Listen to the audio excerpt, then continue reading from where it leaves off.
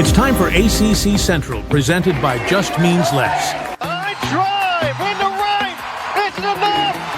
It's back. And it's gone for the cycle. It's a walk-off grand slam. Florida State wins it. Hosted by Monty Taylor. In the air, center field. Moore is under it. And on to Omaha for the Cardinals.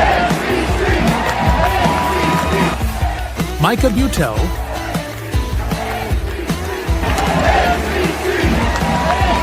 Fly ball driven into left field. Spin. Does he do it? He does. A walk-off homer by Ken Smith. And Nick Dioli.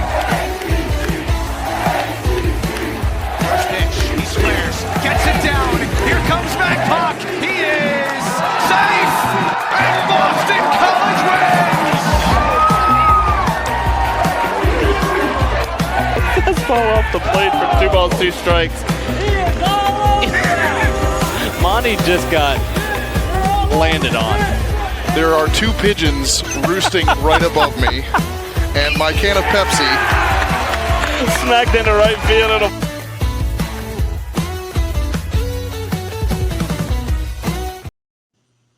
Welcome back, college baseball fans, to another episode of ACC Central. We continue our team previews with the Notre Dame Fighting Irish. I'm joined by Micah Butel and Nick Dioli, the 3 Musketeers, back together again. Guys, how we doing? Can't complain. I'm just sad, Monty, that this is the first show we've worn the same hat. This is I think maybe the only team we have the same hat of, and that's our only option. So if Notre Dame ever wants to sell the blue hat, I can't ever find it. I've only found the green one. So this is my call to arms to a Notre Dame fan to let me know if there's a way to get the blue and gold hat, because I actually like that hat better than the green one. But the only hat I could find when I was there and still to this day online is the green one on Dick's. So anyways, so a call to arms to Notre Dame fans or, again, anyone wants to send us a free hat. I mean, I ain't going to say no. Once again, Micah. Hat theory, baby. Hey, do you want to win again? I'm just saying. Nick, how you doing? Can't complain. What he asked him. I'm doing it. I know he already asked me, but he just I wants was to move giving along. you an honest Well, I wanted to answer, see if you Monty. could complain after what Micah just said. I can. Do you want me to? I just wanted to point out that I was sad, Monty. We've been diversifying all previews, and for once we are not diversified. And I just was sad about that. That's all. I mean, God forbid a boy just wants to point out that he wants a blue and gold hat, and I'm willing to buy it. Just put it on the website, Notre Dame. That's all I'm asking. I just wanted to match you. Oh, that's sweet. All right, we are talking Notre Dame, the Fighting Irish, who fell on the wrong side of the bubble last year. They went 16-3 down the stretch. Unfortunately, got bounced in the ACC tournament in the first round by Boston College, but put up a pretty heroic effort. Pretty monster season for Notre Dame last year. That, a lot of freshmen got some looks. Those guys have grown into sophomores. They've got a legit frontline starter, but let's talk about the guys they've lost. Starting with that Saturday guy, Rory Fox. Rory's going to be a big-time miss for them. Obviously, Carson Tinney and Ricky Reith, transfers that could have impacted this year's roster, but some major misses there. Micah, we'll start with you. Who are they going to miss the most? And I have a feeling who I know you're going to miss the most, and you might squeeze that in here instead of who they're going to actually miss the most. I mean, I always do it, right? I mean, first off, yes, I know who you're leaning towards, Monty, and to get the elephant in the room, he's talking about Esteban Moreno, my all-star. But no, I mean, again, I always lean towards the ones I didn't expect to leave, right? Like, we knew Rory Fox was gone. We knew Esteban Moreno was gone. So obviously tough losses, but you prepare for that all season. For me, and this might come as maybe a shock, it's Ricky Reith. I really think that, like, with Notre Dame, being so close to the tournament last year, having just another quality arm out of the pen, what Ricky Reith could provide. And clearly he's talented if Florida is coming to call. Like, his 4.2 ERA wasn't obviously the greatest, but, or excuse me, maybe it was a 4.3. Anyways, 4+ ERA. Like, he could have provided something that Notre Dame obviously could really use, and any team can use, right? Which is pitching depth. So for me, I think seeing Ricky Reith transfer to Florida is probably the one I'm the most not disappointed, but just sad about, from that standpoint, looking towards Notre Dame season in 2026. Yeah, Nick, what about you? I mean, Carson Tenney is such a big, big loss. I mean, Monty really put Carson Tenney on the spot. Remember your prediction? Yeah, I called him as my ACC X factor, and he ended up being ACC Player of the Week that week, and then went off for the rest of the season. And he was obviously a breakout candidate I had before the season. So, yeah. I did a pretty good job predicting that one. But that's a little bit of help from the Notre Dame coaching staff, who had told me what he had been doing in the offseason. So. Yeah, I mean, he's going to be a big, big time loss. Obviously, transferred to Texas. We hadn't seen, I think, a Notre Dame player go off like that since the last time they went to the World Series, 4 or 5 years ago. So to me, that really is what sticks out, because I feel like when Carson Tenney started going off halfway through the season is when Notre Dame as a team started to kind of go off and, finish 16-3 at the end of the year and really put themselves in a legit shot of making the tournament. I think all they had to do was really just beat Boston College, and I think they were in for sure. So that's going to be hard to replace, that kind of bat and that kind of presence behind the plate, helping guys like Rory Fox and Jackson Denny's. Yeah, and before people kind of like knock Notre Dame with what they're bringing back, I do want to, I mentioned they went 16-3 down the stretch. That included series wins over Louisville and at Miami, where a lot of teams don't win, and they did it against 2 super regional teams there. And just wanted to throw that out there towards the end of the year. But, we're talking about some of these newcomers, and I'll tell you what, they're going to miss Carson Tenney a lot less than I think they were originally going to, because they did a really good job getting a really talented guy in Mark Quitrani, who was absolutely fantastic at Cornell last year. I mean, this is a guy who had 16 extra base hits in 34 games at Cornell last year. Ivy Leagues play a shorter schedule. Drew Berkland is a game changer. Andrew Graham just hits. Ty Uber, we already know about him. That's an impact guy that can kind of replace your Ricky Reith there. You get Noah Rooney, who is a big-time closer at Minnesota. And then you bring in a really, really good recruiting class. Is there anybody here, Nick, that sticks out to you that you're really excited to see play?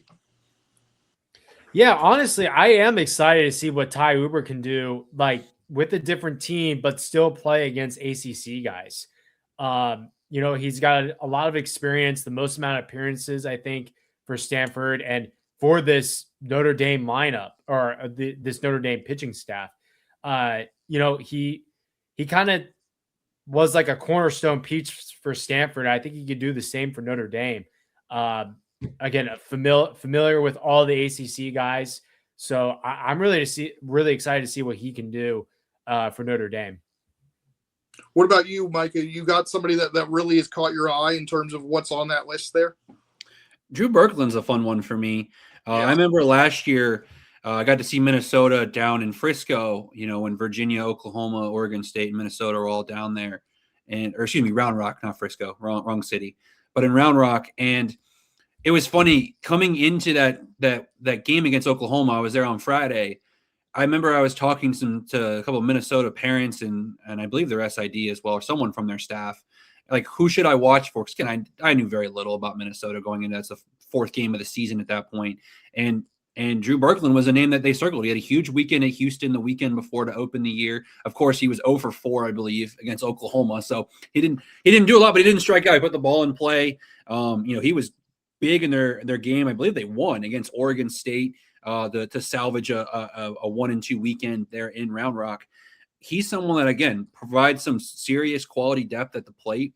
He can also be a versatile position, playing catcher or obviously being out in the outfield as well. So I kind of look to see what Drew Berkland can be for Notre Dame, because if he can kind of replicate what he was doing at Minnesota, I mean, that's a really solid bat to pick up in the portal. Yeah, I'm really excited about what they brought in with Quitrani and Birkland on the offensive side. Andrew Graham's really good. Obviously, the recruits we're going to talk about. But let's jump into this pitching staff that I think, you lose Rory Fox and Jackson Denny's, Toby McDonough, and Ricky Reith. But I think top to bottom, it's going to be a really, really good bullpen, really good pitching staff. You're looking at Jack Rydell. He is a bona fide Friday night guy, probably the most underrated pitcher in Power 4, I would think. I think Just Baseball has him as the number 35 college prospect, giving him some love. He's a true ace on Friday nights. And then behind him, one of the guys that's not listed on the rotation options that I think that is certainly going to be in the rotation opening weekend is Caden Crowell, the freshman. I think he could be the Saturday or Sunday guy, and then it's a battle to see who the third guy is, which could be Ty Uber, could be Noah Rooney. I like the idea of Kellen Klosterman making that freshman to sophomore year jump, and then you've got a nasty kind of bullpen four-headed monster of Ty Uber, Noah Rooney, Radick Burkholz, and Osheen Lee at the back end that really creates a bona fide deep pitching staff. It's going to depend on who takes these roles, but what are you thinking here, Micah, about this pitching staff now that you kind of see what we've got here? Because Radick Burkholz, coming back from injury, a guy who shouldn't necessarily be here with eligibility, but because of injuries is back, and he's got closing and starting experience at a high level for Notre Dame. I think there's a lot of question marks, but man, it's a lot more fun to have the question marks when you have your certified ace. I mean, Jack Rydell he's just a stud. So to have that kind of Friday, or whatever role they decide to pitch him in, but as your bona fide ace in Jack Rydell, like, you now have the luxury of knowing, you obviously need to figure out who your Saturday, Sunday, or your other two starters are going to be. But like you said, like, I think you've got a bunch of plug and play pieces where maybe Ty Uber's in the bullpen and is more of a high leverage, maybe long reliever. Maybe Noah Rooney, who did a little bit of starting at Minnesota, but obviously his outings, or I don't think there was one over 5 innings from what I could see last season for Minnesota. Like, maybe he steps into a key long relief role or just a key bullpen role. Again, and I like too the amount of graduates they have. Like, it's in a world where the transfer portal can sometimes be like the freshman kid that bumps up a little bit or the sophomore kid that bumps up. Like, it's nice to kind of get those guys that have been around the sport a long time, have the maturity of, being in the clubhouse at different places, obviously, but, it's going to be really fun to see what they piece together. But again, we've talked about some teams, we'll talk about it tomorrow with Pitt. Like, there's some question marks about their staff too. We at least know who we know who the ace is for Notre Dame. So it makes it a lot easier to kind of, figure out 2 and 3 when you at least know one. Where, some of these teams in the conference, like, we have an idea of who the 3 are going to be, but we don't know who the 1 is. Where obviously with Notre Dame, we know who the 1 is. Yeah, but for me, there's certain question marks, but it's a lot less doubt, I feel like, about the overall staff. Yeah. The question marks are more what roles guys are going to have, because we know Ty Uber and Noah Rooney are going to have success. They've shown success at the Power 4 level. Radick Burkholz, a guy who's had success at Notre Dame. So I think there's a little bit more confidence factor in there. I'm really excited about the core of sophomores, and we'll talk about on the position side as well. Kellen Klosterman, Brady Coaster, Osheen Lee, Chase Vandermeed, who's going to be a true two-way star this year. I'm just really excited to see how those guys have jumped from freshman year after all the experience they got as freshmen. Nick, talk to me about this Notre Dame pitching staff and what you're excited about. Yeah, hopefully I don't curse Jack Rydell this year with my X Factor pitchers. Griffin Hugas broke that curse. You're good. He did. Shout out Griffin. Missed that kid. No, I think it's a decent rotation that they got going on. I don't think it's anything to like scoff at. I think, you said it, Monty. They got a lot of sophomores that, I think your biggest growth, I think we've all said this before, your biggest growth in college is your freshman to sophomore year. And I think that's with any sport, football, basketball, and especially baseball. Not a lot of experience, but, they saw a lot of time towards the end. And yeah, I think you'd be surprised to see some of these guys can wheel and deal. I'm excited to see what this pitching staff can do. Yeah, I'm really excited because Klosterman, Vandermeed, and Lee all got 19 or more innings last year. Coaster had a little bit less. He had 10.1, but, solid numbers for the guys. O'Sheen Lee, I mean, he was much better than his 6.16 ERA suggests. He was down the stretch. I thought he was fantastic in high leverage situations. So I'm really excited for him. But here's kind of what I projected that rotation to be. Looking at those guys, Caden Crowell in there and Kellen Klosterman with DJ Hellwig getting kind of the midweek role, but you've got that monster at the back end of a bullpen there. If you go with this projection where you've got Burke Holtz, O'Sheen Lee, Noah Rooney, and Ty Uber there, and that allows some of the other guys to really find niches in other situations. I'm really excited about this pitching staff, and I think they've got a much as good of one as they've had under Sean Stifler in his tenure there in terms of depth. Absolutely. I mean, this is if these sophomores hit, like if they take another step forward, I mean, we're talking NCAA tournament. I know, Monty, you're higher on Notre Dame, and I think at least I am. But also, I mean, we're talking Sean Stifler being talked about as AC Coach of the Year. I mean, he's quietly putting together a very good foundation for this program. I mean, they obviously losing Link Jarrett, it was kind of like a question mark. Will Notre Dame be what they were? I mean, again, Notre Dame is the most recent, or one of the four most recent teams to be one of the last four standing. And here we are. It's just impressive to see what he's quietly building. If they take that step forward. And that's where, playing all those freshmen last year, it's kind of funny because it felt like they were kind of just playing the freshmen to set that foundation and then accidentally found themselves in a bubble situation. Yeah.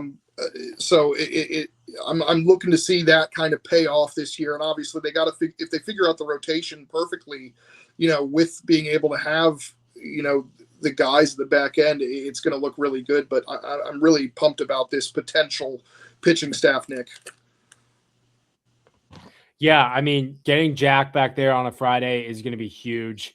You got a lot of rotation guys that you can use. I think this is a good, like in terms of depth, how many pitchers Notre Dame has, and if they can take the proper steps, they could be a hard out.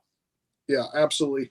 Let's take a look at the lineup here. Mark Quattrani, Davis Johnson, they're both going to be in the lineup. They're both going to be either the DH or the catcher. I like Quattrani a little bit more on defense, with Johnson playing maybe a little bit of left as well. Chase Vandermeed and Dylan Passo are going to platoon at first.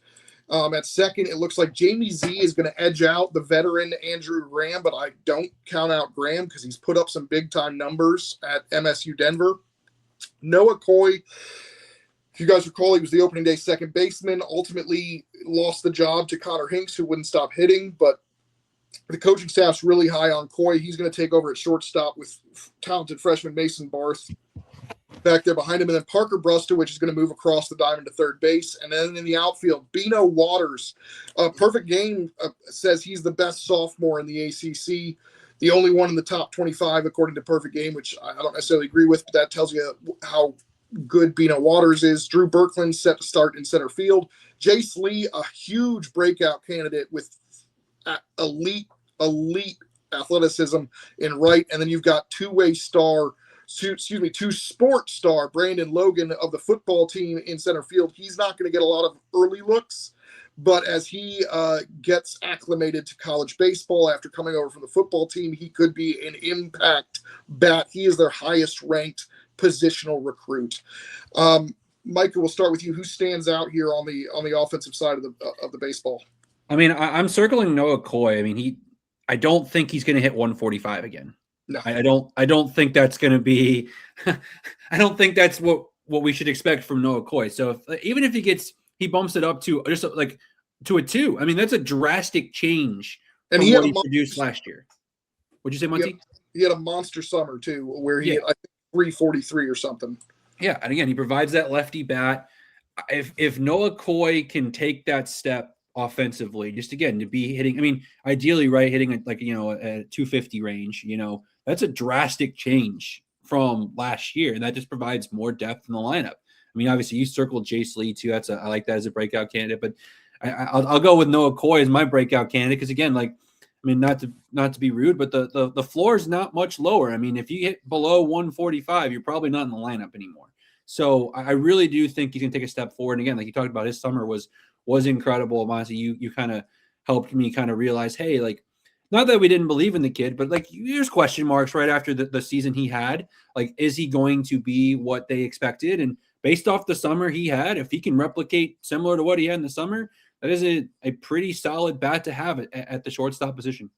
Yeah, and to kind of go off a little bit of what you said, the reason I'm confident he's going to hit closer to what he did in the summer versus what he did last year is they talked about him being one of the team leaders last year as a freshman. The maturity level and the leadership ability, the intangibles are through the roof. So this is a guy that should be able to have no problem bouncing back and handling that maturity. Nick, who are you kind of circling here of this group? It's a pretty dynamic offensive group. Yeah, shoot. I mean, I'm just going to copy off of what Micah said. And my guy was Jay Slee for the exact same reasons. I mean, it can't really get much worse than 208. And he's also a guy that had an incredible summer in the Northwoods League where he slashed 330. I mean, yeah, like you've been saying, Monty, if these sophomores can take that step, this is going to be a really good lineup. So I like Jay Slee a lot. I don't think we'll see what we saw last year from him. He had some experience. He wasn't a 50 at-bat guy, 50 plus, but 36 at-bats last year. You never know. 36 games. Or 36 games. I'm sorry. 36 games is what I meant to say. Yeah, he got a lot of run, but yeah, I mean, he showed flashes, but I'm also going to highlight 2 sophomores here. We talked about Quattrani. We talked about Birkland. We're not going to talk about Bino because we know what Bino can do. That guy's legit. 317, 19. Yeah, let's make this very clear. Bino Waters is a stud. We have not talked about him because he is a stud. We're trying to give you more insight. Yeah, absolutely. That's why I was like, I'm going to highlight 2 more sophomores, but neither one is Bino. Parker Brustowich, who, by the way, hit 301 last year, didn't have a ton of pop. He is 6'4" and has been working on that power, and he's going to unlock that power sooner rather than later. Somebody like Hunter Stokely at North Carolina didn't really unlock his power, knowing it's like somebody who's 6'4", 6'5", doesn't realize they're 6'5", and then one year they just unlock it. And I think Brustowich has been working on that and is somebody who could unlock that. Now, somebody who doesn't need to unlock the power is Chase Vandermeed at first base. This is a guy, he's got the hit tool, and the swing and miss is a little bit scary there, but the power, he's 6'5", and coming out of high school was known more for his power than either Bino or Parker was.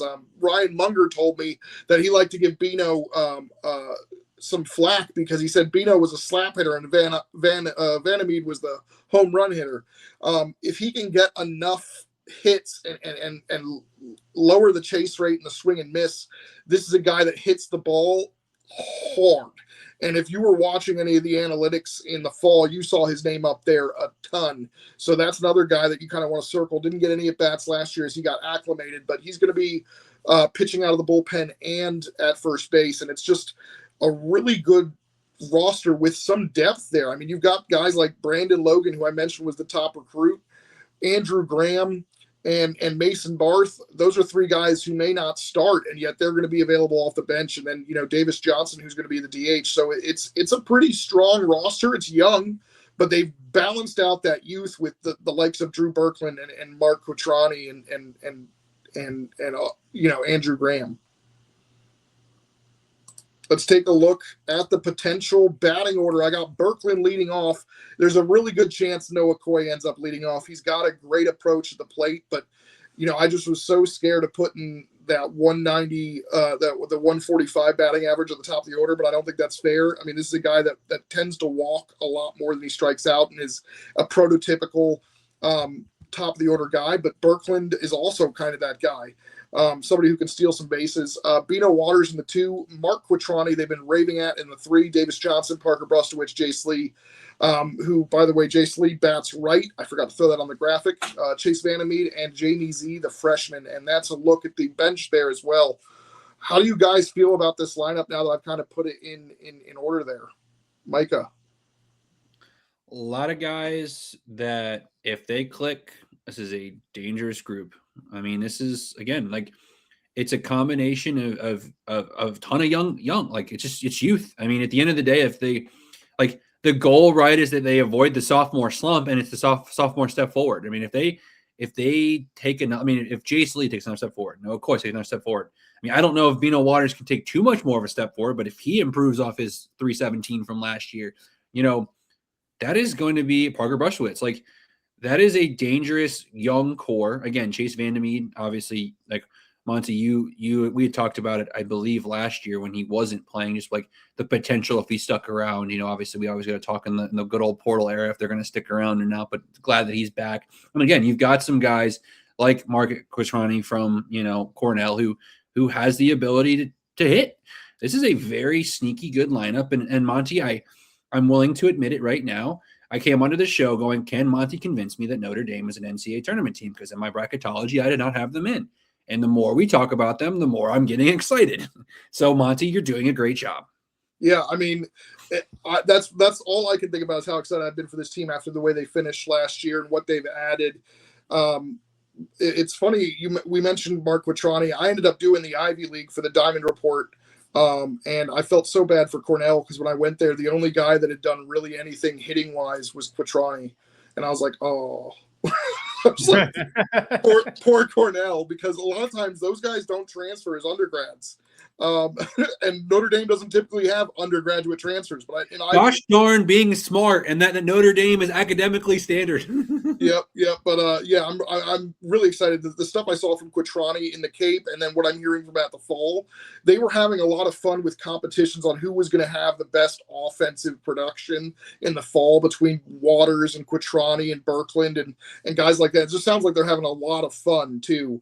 And they've got the gritty Midwestern kind of culture as well. It's a different kind of grit, but it's grit nonetheless. What are you thinking about this potential batting order, Nick?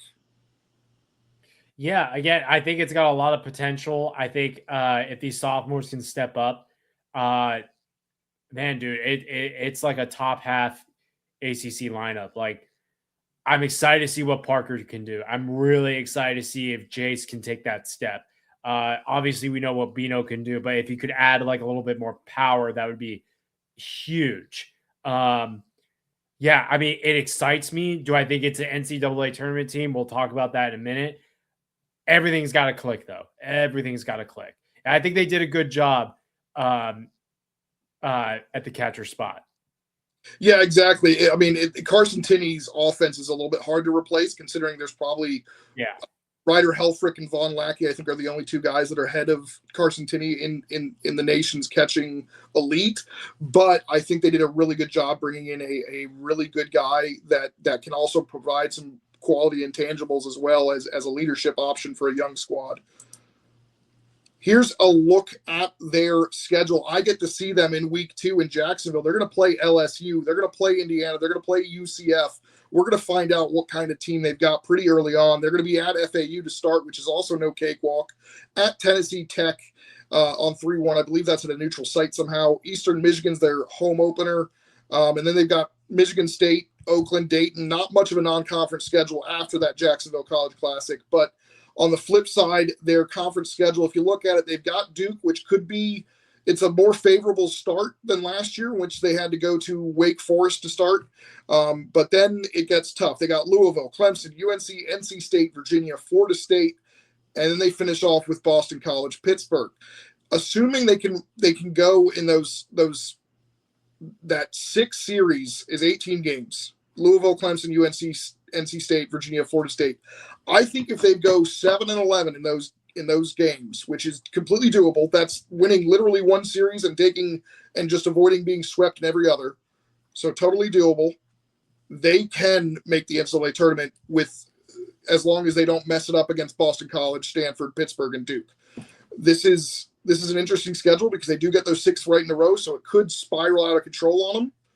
But if they're able to weather that storm and get that 6-12, 7-11, 8-9, or 8-10 kind of run, they're going to be in good shape heading to Boston College or heading home to face Boston College and Stanford before heading to Pittsburgh. Micah, what are your thoughts here on the schedule? Much harder non-con than last year. Obviously, the Jacksonville Classic being the headliner there with the defending national champions, a dark horse Big 12 team in UCF, and obviously Indiana, top half, if not top 5 Big Ten program on a year in, year out basis. My biggest issue, Monty, is last year. Do you remember how they started ACC play? 4-14. 4-14. Yep.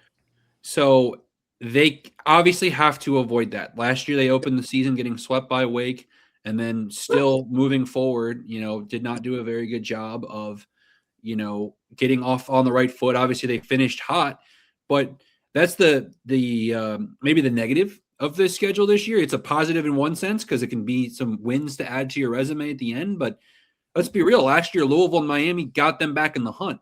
Yep. I don't mean this disrespectfully, but Stanford, Boston College, at Pitt are probably 3 of the lower half ACC teams. They're going to have to win one of those 6 series for sure. Yeah, you're going to in all reality, you're going to have to get off on the right foot. Going to Duke, hopefully catching Duke while they're still figuring things out in year 1 or Corey Mascara.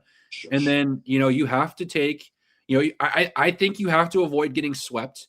I think that'll be very key too. But I mean, if you get swept, then you need to take probably 2 series.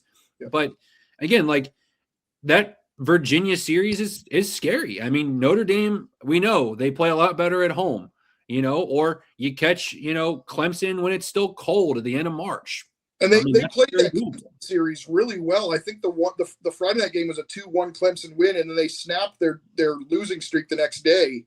They could have easily won that series at Clemson. Correct. When they weren't playing well. Correct. And obviously last year they swept Stanford on the road. That's what got the kind of hot streak going. Obviously they won the series at home against Louisville, and they won that series at Miami. You're right, Monty, a 7-11 kind of record, by the way, always open. But if they're 7-11 in that 6 series stretch between Louisville and Florida State, I think you're right, because I think then you have to give them the benefit of the doubt that they're probably winning all of the 4 series that are left, or at least taking 3 of 4 with a sweep or 2.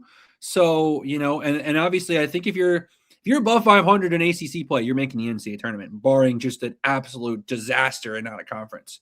And even then, as long as you're not getting swept, by losing to Alabama A&M and UIC or Tennessee Tech in the same weekend, you're probably sitting okay. So I'm excited to kind of see what they are. And Monty, I'm jealous that you get to see right off the bat what they're going to look like. I mean, I low-key wish that Friday night game was against LSU. I'd have loved to see Jack Riddell against LSU, and maybe they decide to do some gamemanship and save him. I doubt it that early in the year, but who knows? I mean, I would have loved to see him against that LSU lineup, but obviously UCF's lineup is no cakewalk either. So it's going to be fun to see how they adapt to that. And Monty, again, I'm jealous you get to see that. But I mean, the schedule can play its favors, but I mean, the biggest thing is you got to avoid that terrible start in ACC play. I mean, if they even go 6-12 last year in the ACC to start the season, they're in the tournament. Yeah, I mean, it was a, like you said, that Clemson, one Clemson game switches.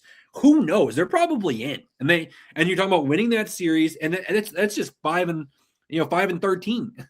So it's one of those things where they just got to avoid that early start. And again, because the back half of the schedule is what it is, if you have a 4-14 in those middle 6, or not middle 6, but those 6 key series we've circled, I don't think, unfortunately, even if you sweep BC, Stanford, and Pitt on the road, I don't know if it's going to be enough in the era where, and I hate to say it, Notre Dame probably doesn't get the fair respect it does on a bubble if it's a non-blind resume, because it's Notre Dame and people don't necessarily give them the respect they deserve as a baseball program.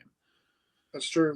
But if they did somehow, if they go 4-14 in those 6, but then somehow sweep the other 12, they've got above 500 in ACC play. Yeah, that's true. But that would require them sweeping the Duke series too, which I guess I don't see them having a 4-14 record and then being good enough to sweep the rest of the games. But yeah, that would be pretty impressive. There's not a single team in the ACC that's that easy to where you can go 4-14 against the top half, and then even on the bottom half, I don't think you're sweeping all of them. So yeah, right. I agree. So that's kind of out of the question. But Nick, what are your thoughts here on the schedule before we talk about where we see Notre Dame?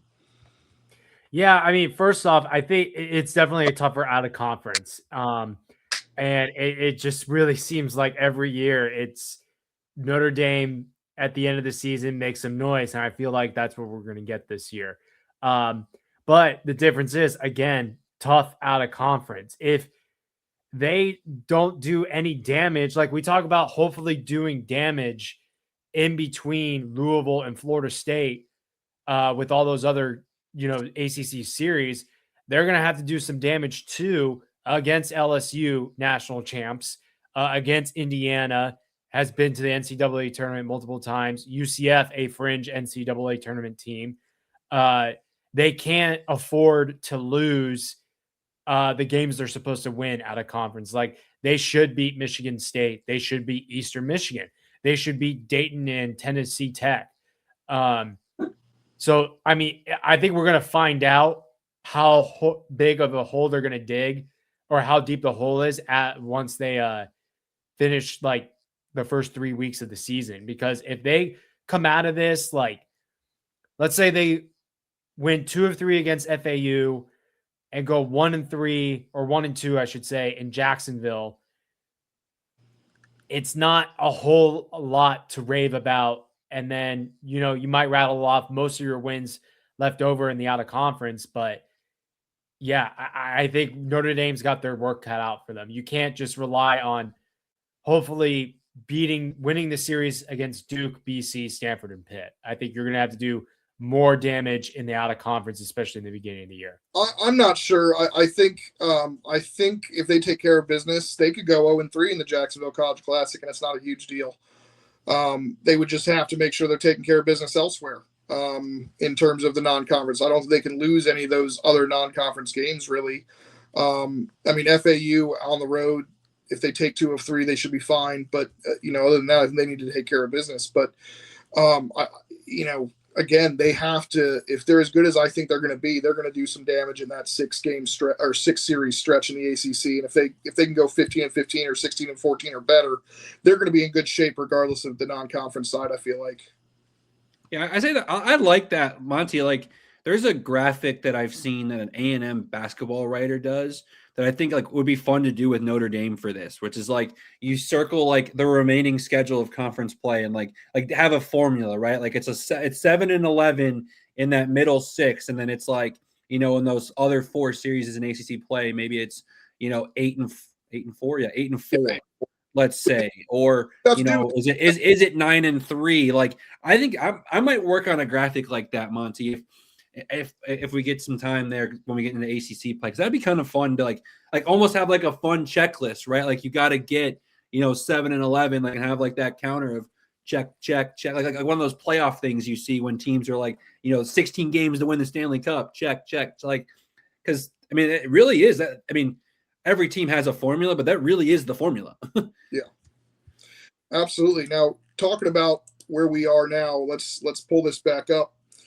Where do you guys kind of sit in terms of what you think of Notre Dame? Are they a tournament team, Nick?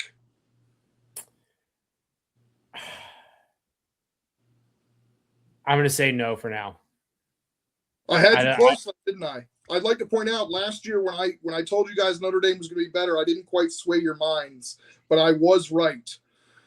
Micah? I have a baseball too, Monty. Actually, I have. Here you go. I'll switch it. Boom. There you go. Same one as me. Micah? Sorry, I'm too busy having an actual College World Series ball. Anyways. I got a Virginia first pitch ball. I've got a 2024 ACC baseball tournament ball. Begging to be doing first pitch at any school that can get them, and I've got the pinnacle. I threw my first pitch to Jack O'Connor. How did you get that, by the way? I don't remember why you got that. Was that because of you being you, or is it because you knew? I don't know. Anyways, different topic for different conversation. Monty, you're really swaying me. I had them as one of my last teams in. I'm really bullish on Virginia Tech, and I don't know if I can get around to 11 teams in. So here's the thing where I'm struggling. Is I'm with you with that. History shows that one of the 9 teams that we have, I can't tell which one, but one of them is going to miss. I think the ACC gets 10 bids. I think Virginia Tech and Notre Dame will be 2 of them. But one of the 9 teams that have been ranked by publications is going to falter. I just can't tell you which one it's going to be. I know I'd lean, but I can't say that without getting canceled. Nick knows who I'd say. But I'm right with you on Virginia Tech, Micah. I think Virginia Tech and Notre Dame, for me, I have them with if things go really well, I have both of them with regional host upside. Although I don't know if Notre Dame doesn't have the facilities, maybe, but if the they could host, I'm pretty sure they can host. It would be one of those like tight bandbox, but like in terms of like crowd on top of you, but like. But basically, what I'm saying is, pretty sure they have bleachers down the lines and stuff that like you don't see on broadcast, but they exist. Yeah, if everything goes perfectly, let's say somehow they have a 9-9 record in those 18 games and take care of business in the other 4. We're looking at a team that's going to be talked about in the top 25.